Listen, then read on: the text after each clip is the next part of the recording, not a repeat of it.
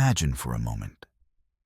Imagine a vast, buzzing crowd suddenly holding its breath, becoming a single, silent organism.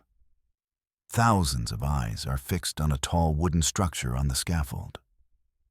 The sunlight glints ominously on a diagonal blade, raised to the sky like a finger pointing to an inescapable fate.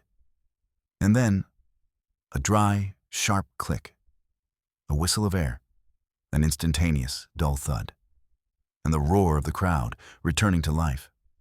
Now, imagine a different scene. Absolute crushing silence.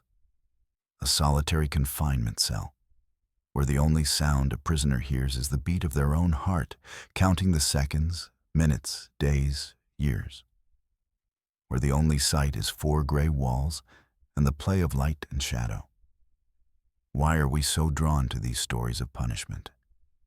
Why does the sight of a falling guillotine blade or the thought of endless solitude evoke in us both horror and an inexplicable, almost hypnotic curiosity? The answer is simple. Punishments are not just stories about criminals and their fates.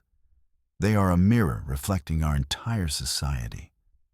They show our deepest fears, our most cherished values, our changing and sometimes contradictory morality. From brutal public executions turned into bloody spectacles, to modern prison complexes resembling sterile laboratories for the study of the human soul, the history of punishment is the story of how humanity has grappled with the fundamental concept of justice for millennia. We will embark on a journey together. A journey through time, beginning in the dusty streets of ancient Babylon, passing through the blood-soaked squares of medieval Europe, stopping at the foot of the guillotine during the French Revolution, and peering into the darkest corners of the Gulag and the most humane prisons of our time. This journey will be full of drama, mystery, and complex moral questions. What makes a punishment just? Where is the line between retribution and senseless cruelty? And the most important question, have we, as humans, changed over thousands of years of searching for this justice? Prepare yourselves, because the stories you're about to hear are filled with shocking facts and unexpected turns. They will make you shudder, make you think, and perhaps make you see the world we live in a new light. Our journey begins in the cradle of civilization, in scorching Mesopotamia, among the mud-brick walls of cities where the first laws and the first systematic forms of retribution were born. In those times, when the line between the will of the gods and the will of the king was blurred, punishment had a sacred character. It was not just a way to punish a criminal, but also an attempt to restore the broken world order, to appease angry deities. Early forms of punishment were simple and brutal. Exile from the community, which was tantamount to a death sentence in a harsh world full of dangers.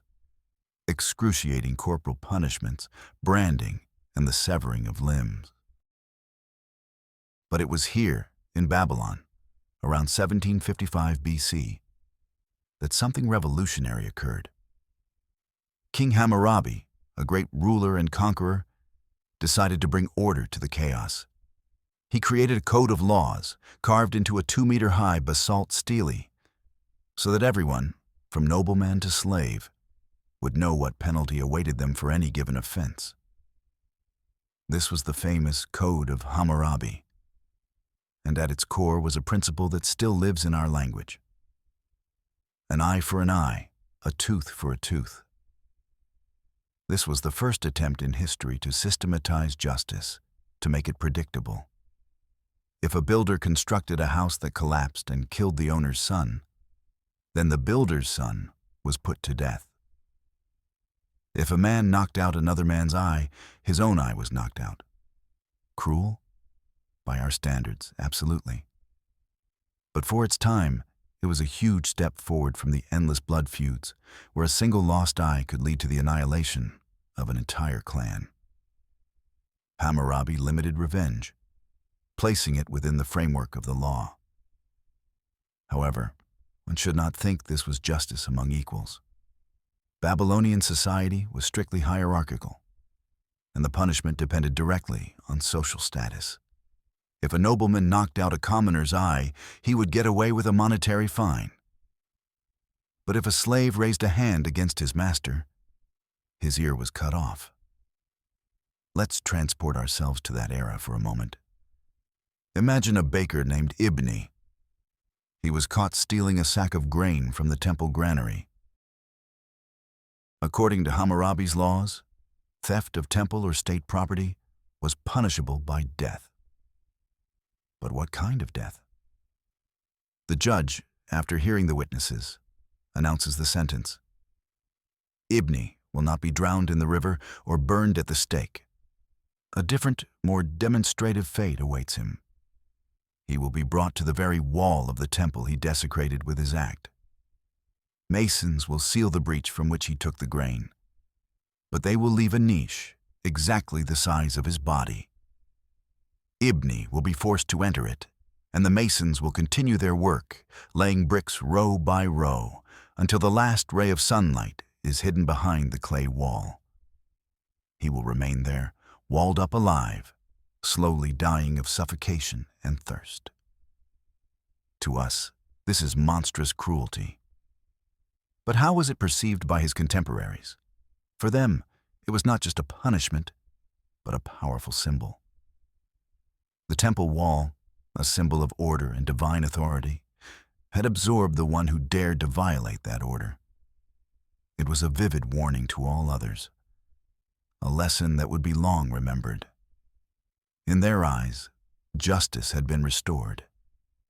Now let's move west, to the shores of the Aegean and Mediterranean seas, to the world of ancient Greece and Rome.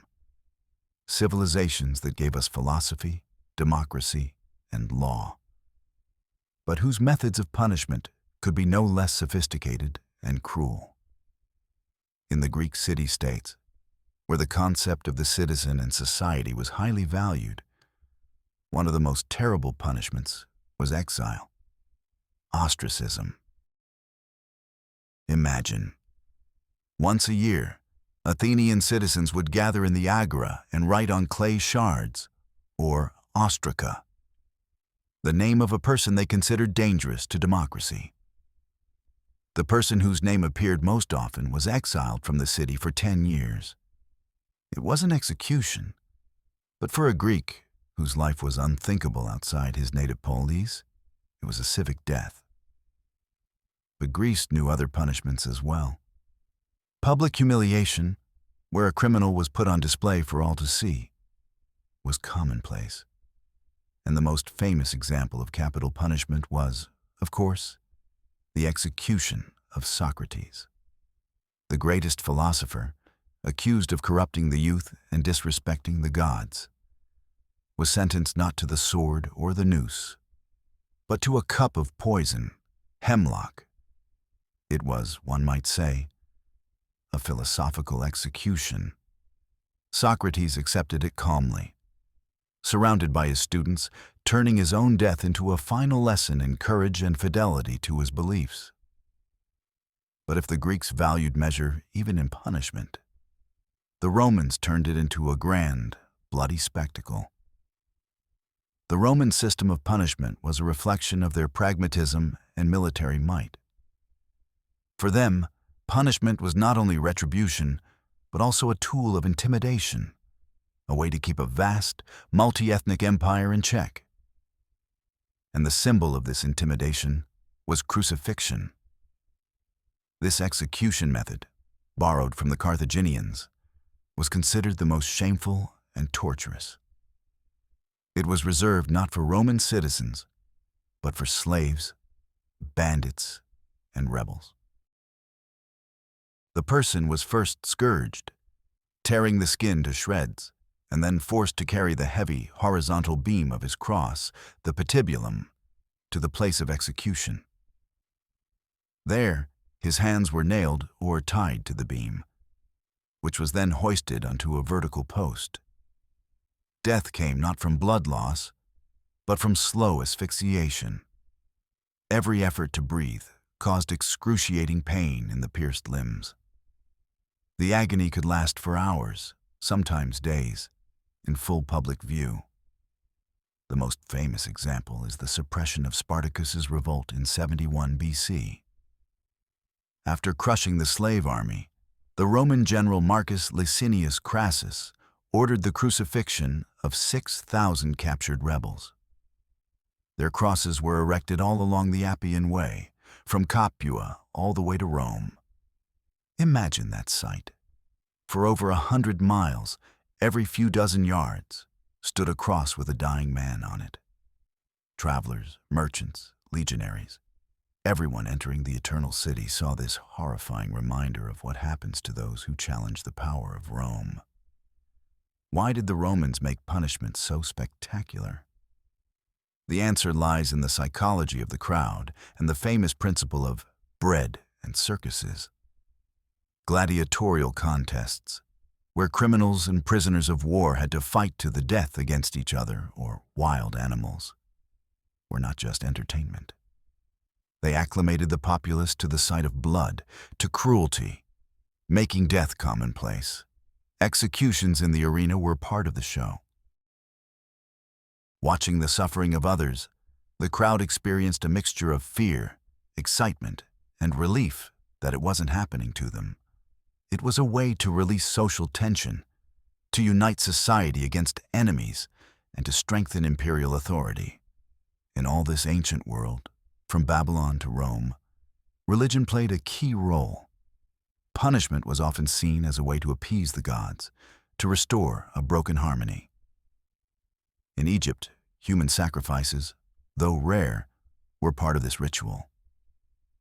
In the Old Testament, we find descriptions of punishments like stoning, where the entire community participated in the execution, collectively cleansing itself of sin.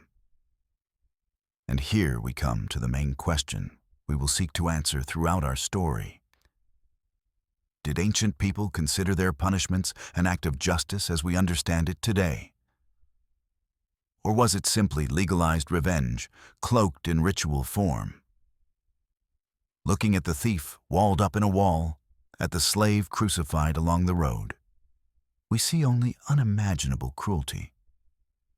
But for the people of that era, this was order. A harsh, bloody, but understandable order, established by gods and kings. Leaving the ancient world with its orderly, albeit cruel system of law, we enter the long and dark centuries of the Middle Ages, an era that, in our minds, is firmly associated with extreme cruelty, superstition, and fear.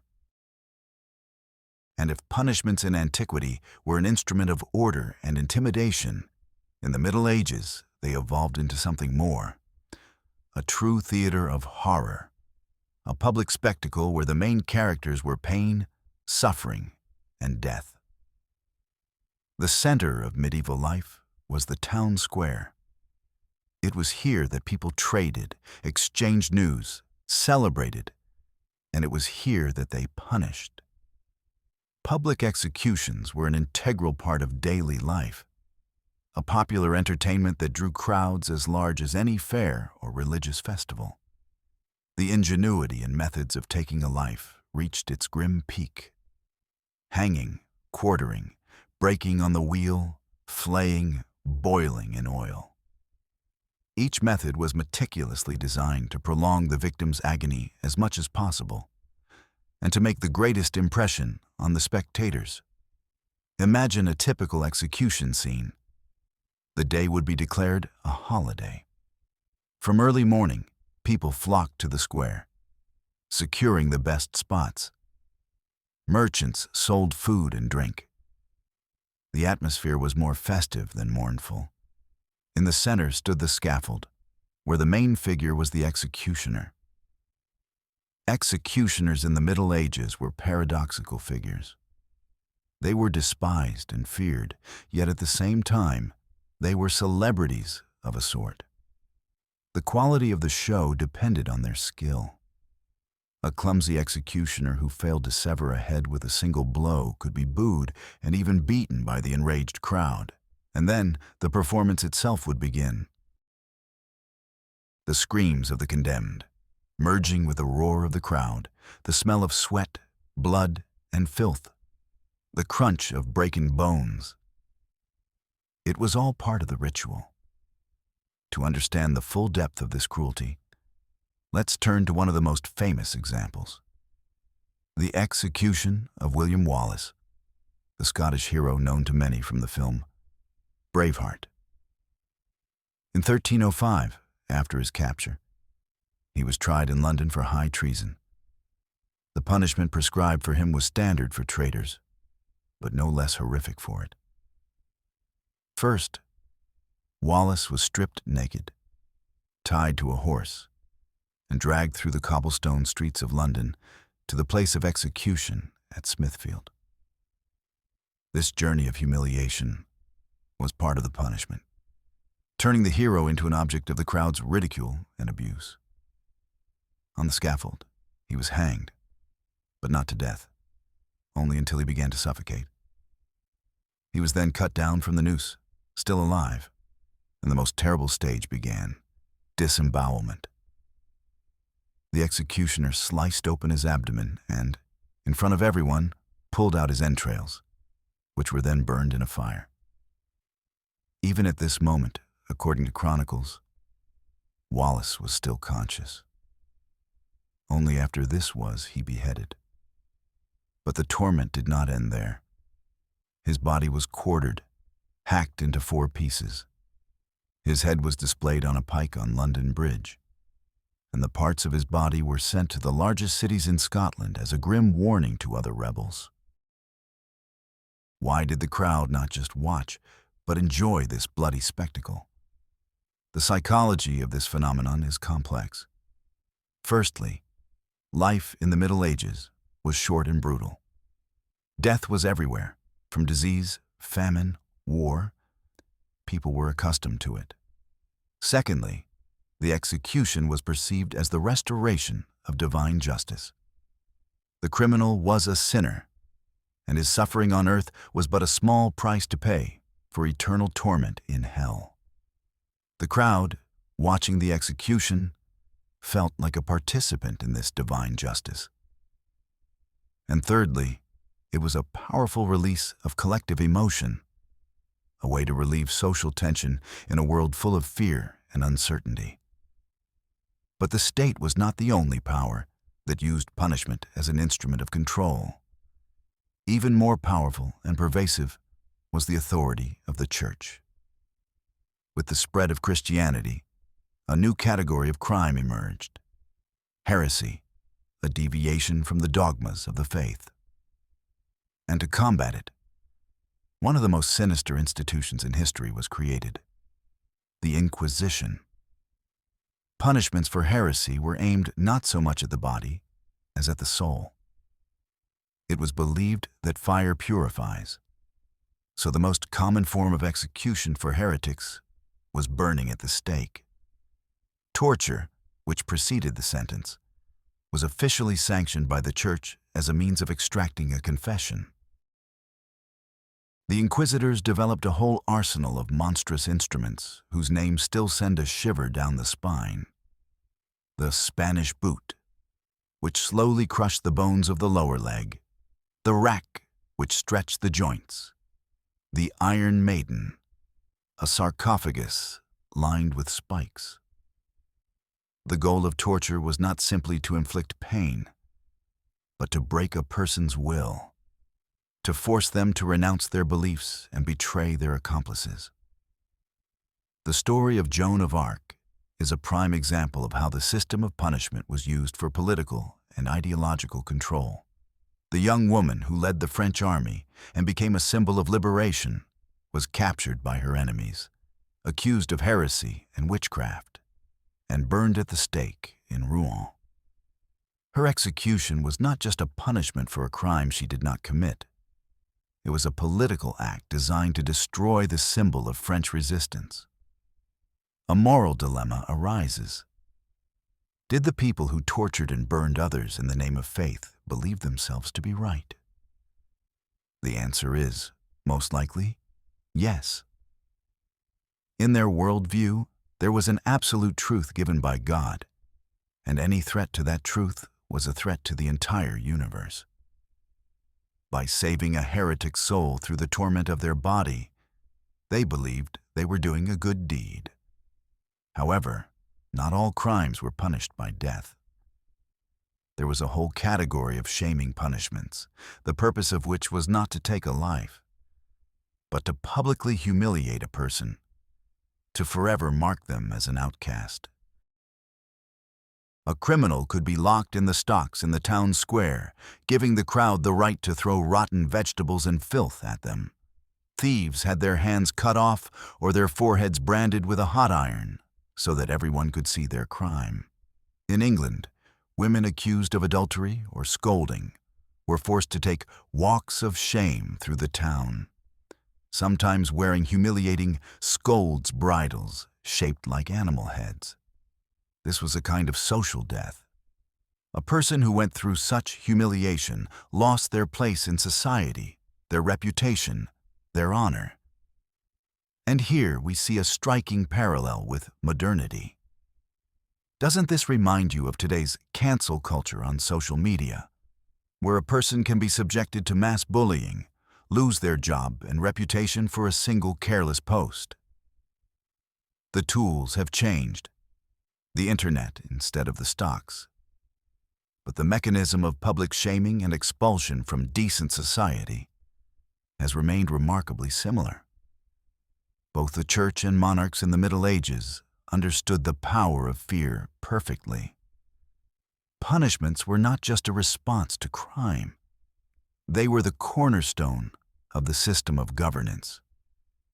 Brutal executions demonstrated the king's power, his ability to punish and to pardon.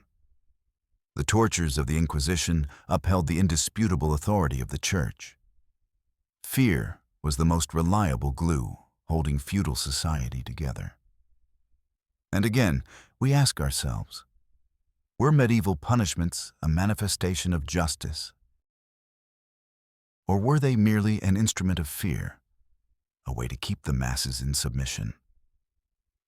The answer is probably both.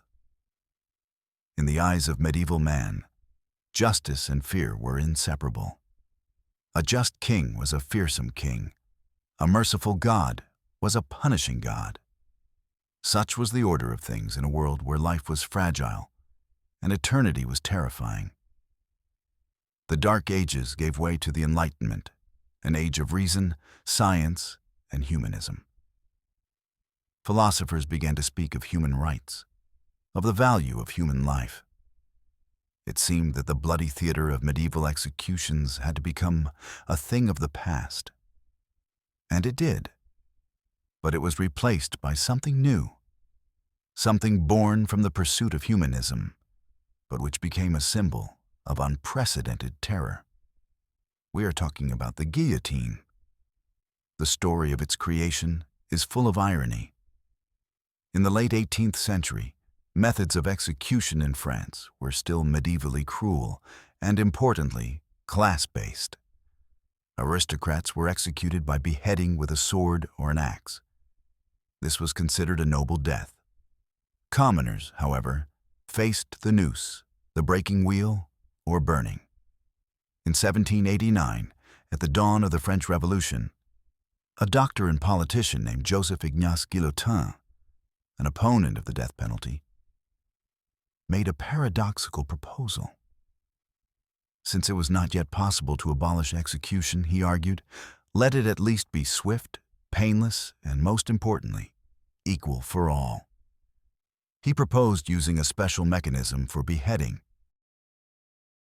The idea itself was not new. Similar devices existed in Scotland and Italy. But it was in France that this idea was brought to technical perfection. The development was entrusted to the surgeon Antoine Louis and the German engineer Tobias Schmidt. They created a machine that was the height of engineering thought of its time. Two tall vertical posts, between which slid a heavy 40-kilogram blade. But the main innovation was the shape of the blade. It was not straight, but angled, diagonal. This allowed it to slice rather than chop, making the execution instantaneous and foolproof.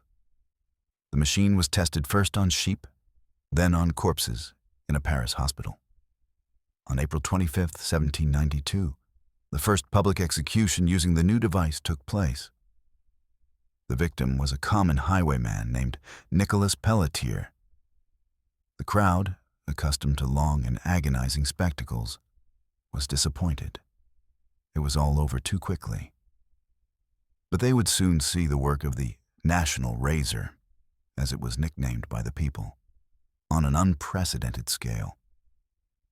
The irony of fate was that the humane machine, created out of enlightened considerations, became the main instrument of the Reign of Terror.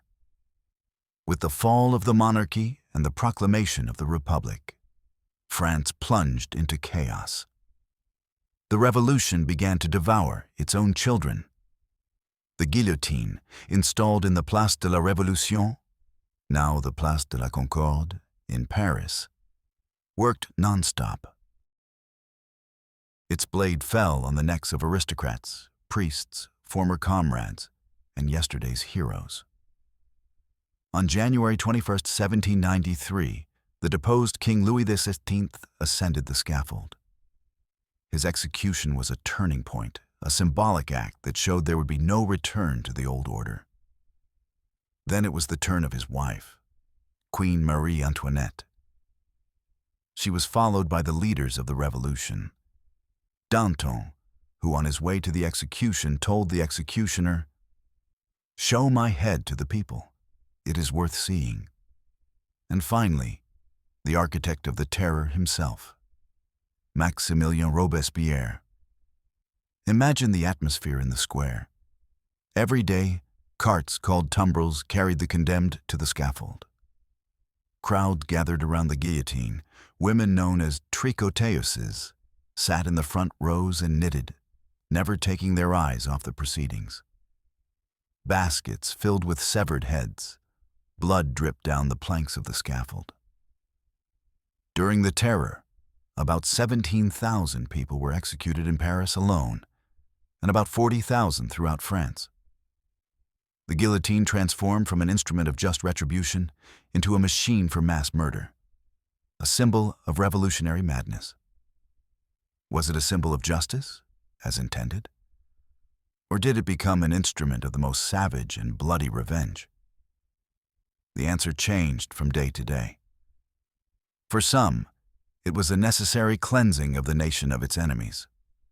For others, it was a monstrous tyranny that surpassed anything under the kings. The fame of the guillotine, albeit a sinister one, spread far beyond France. In the 19th century, it became the official instrument of execution in several German states and in Sweden. But most strikingly, it was also used in the 20th century. Nazi Germany actively used the guillotine to deal with criminals and political opponents. It was considered a more dishonorable execution compared to a firing squad. But Madame Guillotine served the longest in her homeland, France. The last execution by guillotine took place not in the Dark Middle Ages or the era of revolutions, but on September 10, 1977. The executed man was a Tunisian immigrant named Hamida Jandoubi, convicted of torture and murder.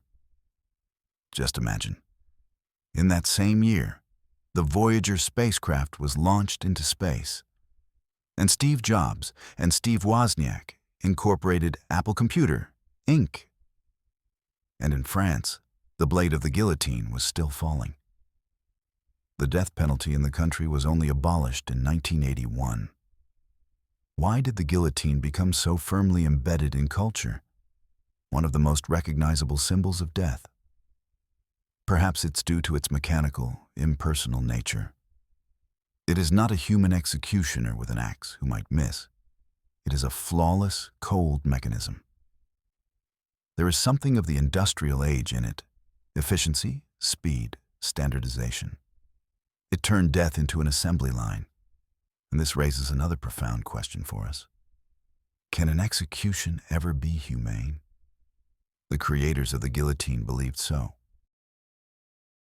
They sought to spare the condemned from unnecessary suffering. But looking at the bloody history of this machine, one can't help but wonder, isn't the very idea of a humane killing a monstrous oxymoron? A self-deception by a society that still craves revenge, but wants to cloak it in a civilized form?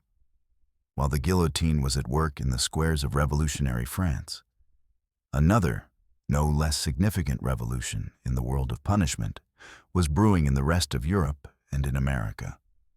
The Enlightenment, with its ideas of humanism and rationalism, forced society to look at public executions in a new light. The bloody spectacles that had been the norm for centuries began to seem like a manifestation of barbarism, unworthy of the civilized world. Gradually, the focus shifted from the torment of the body to something else: the deprivation of liberty. Thus, the modern prison was born. The idea was simple and, at first glance, humane. Instead of maiming and killing the criminal, he should be isolated from society, given time for remorse and rehabilitation. But the reality of the first prisons was far from this ideal. Take, for example, the famous Newgate prison in London. It was not a place for rehabilitation, but a true hell on earth. Hundreds of inmates, men, women, children, convicted of crimes ranging from murder to petty theft, were crammed into common, filthy, vermin-infested cells. Unsanitary conditions, starvation, disease, and violence were the norm. The jailers received no salary and earned their living by extorting money from the prisoners for any leniency. For food, for a bed, even to have their shackles removed. Wealthy criminals could live in relative comfort, while the poor were doomed to a slow and agonizing death from starvation or typhus. Newgate was not the exception, but the rule. Early prisons were simply places to hold people before trial or execution, not an independent form of punishment. But now that deprivation of liberty had become the primary measure, it was clear that the system needed radical change, and these changes came. Reformers emerged, people who were appalled by the state of the prisons and proposed new ideas. One of the first was the Englishman John Howard. After visiting prisons throughout Europe, he was shocked by what he saw and dedicated his life to fighting for better conditions for inmates. But it was another English thinker, Jeremy Bentham, who brought about a true philosophical revolution. He developed the concept of an ideal prison, which he called the panopticon. The word, meaning all-seeing, perfectly described his idea. The panopticon was a circular building with cells arranged along the outer perimeter. In the center was an inspection tower. All the cells were designed so that light from a window behind them made the silhouette of the prisoner constantly visible to the guard in the tower. At the same time, the guard himself remained invisible to the prisoners, who never knew if they were being watched at any given moment. The genius and simultaneously the horror of Bentham's idea was that the constant feeling of being watched would force the prisoners to police themselves. Power became visible, but unverifiable.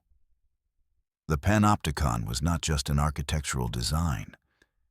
It was a powerful metaphor for power and control. Although Bentham's panopticon was never built in its pure form, his ideas had a huge influence on prison architecture worldwide. This was especially true in the United States, where two competing penitentiary systems emerged in the 19th century. The Pennsylvania system advocated for complete solitary confinement. The prisoner was kept in his cell 24 hours a day, seeing no one but a guard and a priest. It was believed that in complete silence and isolation, he could repent for his sins. The Auburn system, in contrast, used inmates for congregate labor during the day, but under a rule of absolute silence. At night, they also returned to solitary cells. These systems sparked a fierce debate that is still relevant today. What is more humane and effective? Complete isolation, which often led to madness, or congregate labor in oppressive silence? Solitary confinement, conceived as a means of rehabilitation through penance, turned out to be a sophisticated form of psychological torture. But the deprivation of liberty did not always mean confinement within stone walls. For the great empires of the 19th century, like the Russian and British, there was another form of punishment: exile and penal servitude. Instead of building expensive prisons, they could simply send criminals and undesirables far away to develop wild and uninhabited territories. In Russia, this place was Siberia. For centuries, both common criminals and political dissidents were exiled there. The most famous example is the Decembrists, noble revolutionaries who, after their failed uprising in 1825, were sentenced to hard labor in Siberia. Their story became a symbol of struggle and resilience. Yesterday's aristocrats, accustomed to balls and luxury, found themselves in harsh conditions, shackled, forced to perform grueling labor in the mines. But they were not broken. They formed communities, engaged in education, and studied the local nature and culture. Their wives followed them into voluntary exile, an unprecedented feat for the time. The British Empire used an entire continent for the same purpose: Australia. From the late 18th century, ships packed with convicts were sent there, often for the most minor crimes. Australia was a giant open-air prison. The conditions of penal servitude were unbearably harsh. Brutal punishments for the slightest offense, exhausting labor under the scorching sun, and constant hunger. But it was these convicts and their descendants who became the foundation for the formation of a new nation. How did 19th century society perceive prisoners? Fear and stigma did not disappear. The prison was a place that inspired fear, and an ex-convict was forever an outcast. But at the same time, thanks to reformers and writers like Charles Dickens and Victor Hugo, an interest and even sympathy for the fate of prisoners began to grow in society. People began to ask the question that remains central in the 21st century. Can prison actually reform a person? Or does it only cripple their soul, making a return to normal life impossible? The birth of the modern prison was a step from physical cruelty to psychological pressure, from public spectacle to hidden isolation. But whether this made punishment more humane or simply more sophisticated is a question that still has no clear answer. The 20th century burst into human history with a roar of world wars, revolutions, and ideologies of a scale never seen before. It was an age of extremes, an age of the greatest scientific breakthroughs and the most monstrous crimes against humanity. And the system of punishment in this turbulent era reached an industrial scale, becoming, in the hands of totalitarian regimes, a machine of total annihilation and suppression. Nowhere was this more terrifyingly manifest than in the Gulag system of the Soviet Union. The Gulag, the main administration of camps, was not just a prison, it was an entire country behind barbed wire, spread across 1/6 of the Earth's landmass. Millions of people, enemies of the people. Dispossessed peasants, intellectuals, priests, engineers, and later prisoners of war passed through this hell. The camps were established in the harshest and most uninhabitable regions of the country.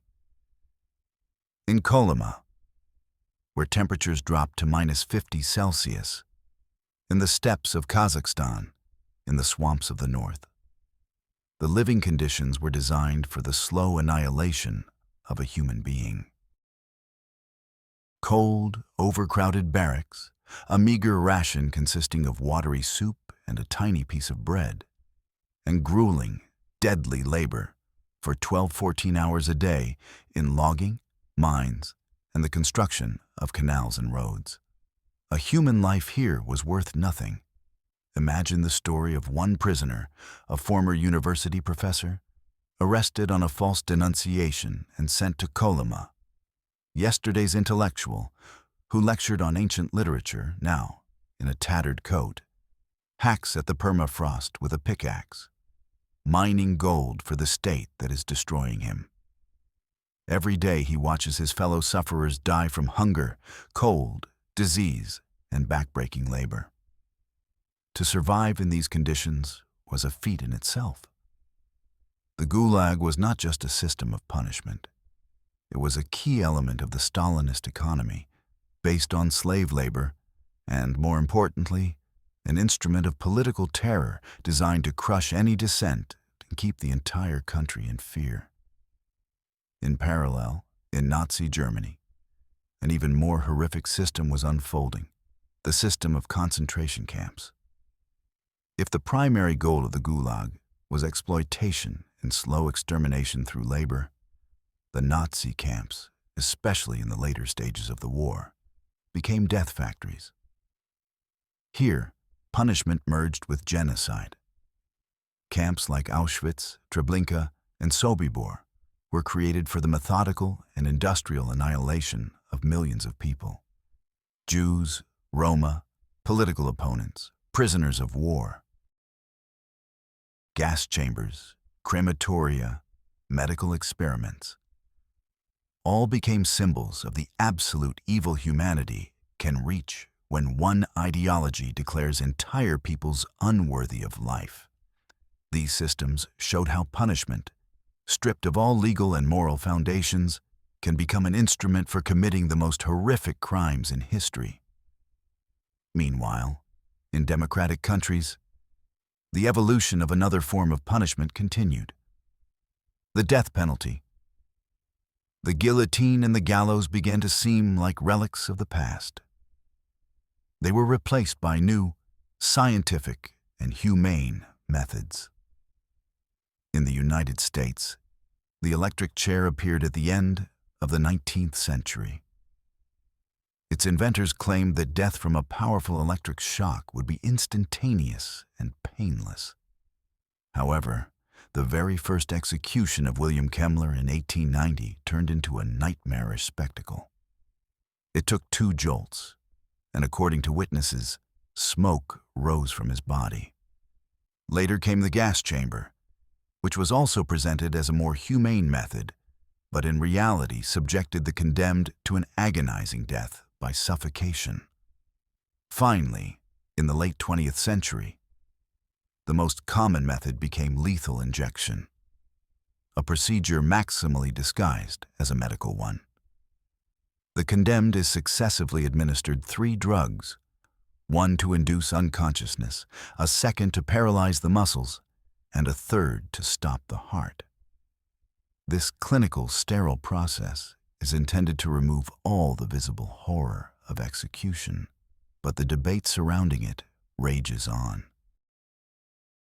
Stories of botched executions, where staff could not find a vein or the drugs did not work as intended, force us to question the cruelty of this method, time and again.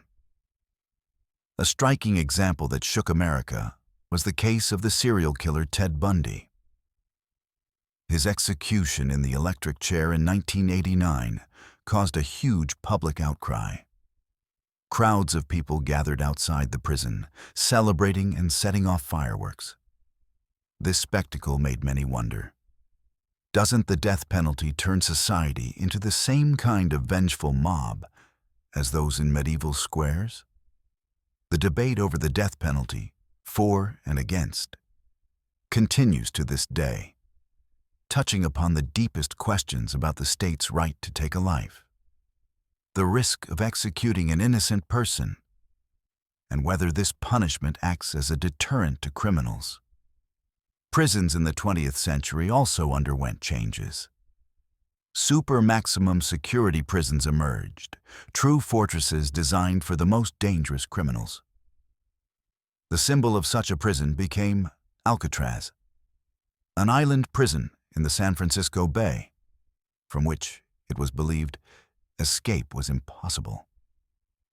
The psychology of incarceration became a subject of serious study. Scientists investigated how prolonged isolation, lack of personal space, and constant stress affect the human mind, often leading to irreversible personality changes. Alongside this, in the second half of the 20th century, the prisoners' rights movement began to grow actively. After the horrors of World War II and the adoption of the Universal Declaration of Human Rights, the world began to realize that even a criminal deprived of liberty does not cease to be a human being. Human rights organizations began to appear in prisons, and reforms were initiated to improve conditions of confinement, combat violence, and provide inmates with access to education and legal aid. This raised a new, complex question in society. Do criminals, who have sometimes committed horrific acts, deserve any rights? Where is the line between just punishment and a violation of human dignity? The 20th century, with its Gulag and Auschwitz on one hand, and the development of humane execution methods and prisoners' rights on the other, has left us a heavy legacy and many unresolved questions. It showed that the line between justice and terror, between punishment and annihilation, can be terrifyingly thin. We are entering the 21st century, an era of digital technology, globalization, and, it would seem, a new level of humanism. What does the system of punishment look like today? It is as full of contrasts and contradictions as our entire modern life. On one hand, we see prisons that are more like high-tech fortresses. On the other, correctional facilities that resemble university campuses. In the United States, for example, there are supermax prisons where inmates spend 23 hours a day in complete isolation in a tiny concrete cell. Human contact is minimized. Everything is controlled by electronics. This is the modern version of solitary confinement, taken to its absolute extreme. But if we look at Scandinavia, we see a completely different picture. Norwegian prisons, such as Halden, are considered a model of rehabilitation. There are no bars on the windows. Inmates live in comfortable rooms with their own showers and TVs, similar to rooms in a budget hotel. They can cook their own food in shared kitchens, play sports, make music, and get an education. The guards do not carry weapons. They undergo special training to be more like social workers and mentors. The entire philosophy of the Norwegian system is based on one principle. The deprivation of liberty is the punishment. The prison's job is not to inflict additional suffering, but to prepare a person for a return to society. And the results speak for themselves. Norway has one of the lowest rates of recidivism, repeat offenses, in the world, about 20%. In countries with harsh punitive systems, it can be as high as 70% or more. This stark contrast between the American model of deterrence and the Norwegian model of rehabilitation poses a key question. What is the true purpose of prison? To punish or to rehabilitate? To understand what happens to a person behind bars, It's not enough to simply look at the conditions of confinement. Prison is a powerful psychological press that can either break a person or irreversibly change their personality. The impact of isolation, routine, lack of choice, and constant subordination is immense. Within the prison world, its own hierarchy and laws are formed, often based on violence. The prisoner must adapt to this environment to survive, and these patterns of behavior are often carried back into the outside world. The most famous and shocking study on the psychology of incarceration was the Stanford Prison Experiment, conducted in 1971 by psychologist Philip Zimbardo. A group of ordinary, mentally healthy student volunteers were randomly assigned to be prisoners and guards and placed in a mock prison in the basement of the university. The experiment, planned for 2 weeks, had to be stopped after just 6 days. The guards, given power, began to exhibit sadistic tendencies, humiliating and abusing the prisoners. The prisoners, in turn, became passive and depressed, with many suffering from nervous breakdowns. The experiment vividly demonstrated how easily ordinary people, placed in a certain situation and given a certain social role, can turn into cruel tyrants or their helpless victims. It called into question the very idea that prison can reform anyone. Can a place built on power and submission teach a person freedom and responsibility? Or does it only exacerbate their problems, making them more embittered and ill-suited for life in society? Can prison make a person worse? The experience of Stanford and the high recidivism rates in many countries worldwide unfortunately suggest that yes, it can. This is precisely why, all over the world today, there is an active search for alternatives to imprisonment, especially for non-violent crimes. Community service, where an offender must work a certain number of hours for the benefit of society. Electronic ankle monitors, which allow for a person's movements to be tracked without completely depriving them of their freedom. Fines, house arrest. But one of the most interesting and promising concepts is restorative justice. Its goal is not simply to punish the offender, but to repair, as much as possible, the harm done to the victim and the community. Within this model, meetings are organized between the offender and their victim, with the victim's consent, of course, and with the help of mediators. This gives the victim a chance to express their feelings, ask questions, and be heard. And it gives the offender a chance to understand the real human consequences of their actions. Often, the result of such meetings is not only remorse, but also the development of a concrete plan to compensate for the damage. Rehabilitation programs in Scandinavian countries include vocational training, assistance in finding housing and work after release, and therapy with psychologists to combat addiction and aggression. It is a complex, expensive, and long process, but it is based on a pragmatic understanding. Simply locking a person up for several years and then releasing them onto the street without any skills or support is to almost guarantee the creation of a new recidivist. So what is the future of punishment? It is difficult to look 100 years ahead, but even today, we can see the outlines of possible changes that are both fascinating and frightening. Technology will undoubtedly play an ever-increasing role. Perhaps new, more sophisticated methods of surveillance will emerge that make physical prisons obsolete. On the other hand, advances in neuroscience open up truly fantastical and eerie possibilities.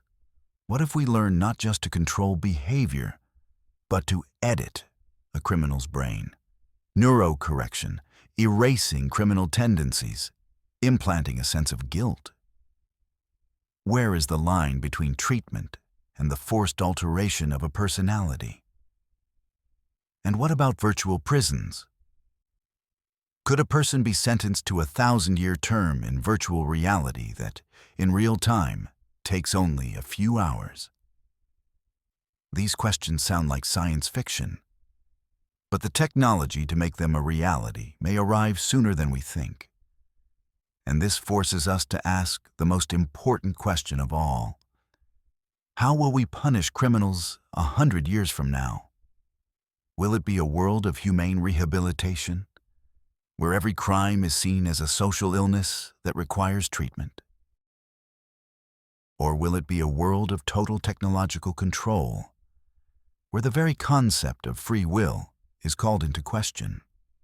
The path from the guillotine to the modern prison has been long and bloody, and it is far from over. We are concluding our long and, at times, agonizing journey through the history of punishment. We began in the dusty streets of Babylon, where the principle of an eye for an eye first attempted to bring order to the chaos of revenge. We stood in the crowd, watching the bloody spectacles in medieval squares and the cold, mechanical justice of the guillotine. We peered into the dark cells of the first prisons, the icy barracks of the Gulag, and the comfortable rooms of Norwegian correctional facilities. What have we learned? We have seen how punishment has evolved. It has journeyed from public, ritualistic revenge aimed at intimidation and the torment of the body, to isolation and psychological pressure aimed at the soul and mind. We have seen how the very purpose of punishment has changed, from simple retribution to attempts at reform, and more recently, to ideas of rehabilitation and restoration.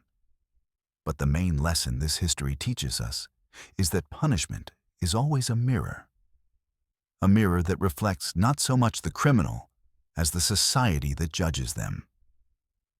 The cruelty of punishments has always been a measure of the cruelty of the era itself. The humanism of punishments has been an indicator of its humanism. And this brings us to the final, most important moral question that faces each of us and all of modern society. What is more important, to punish or to reform? Should we focus on retribution, on making the criminals suffer as their victims suffered? Or is our main goal to do everything possible to ensure that this person, once released, will never commit a crime again? These two paths, the punitive and the rehabilitative, lead to completely different futures. Our story, full of horror and hope, does not provide a simple answer. It only shows how different the paths can be that humanity chooses in its eternal search for justice. And now, knowing the past, we can more consciously choose our future. What do you think? Share in the comments which punishment you've heard about today you consider the most cruel and which the most just. And what, in your opinion, should be the main goal of justice in the 21st century?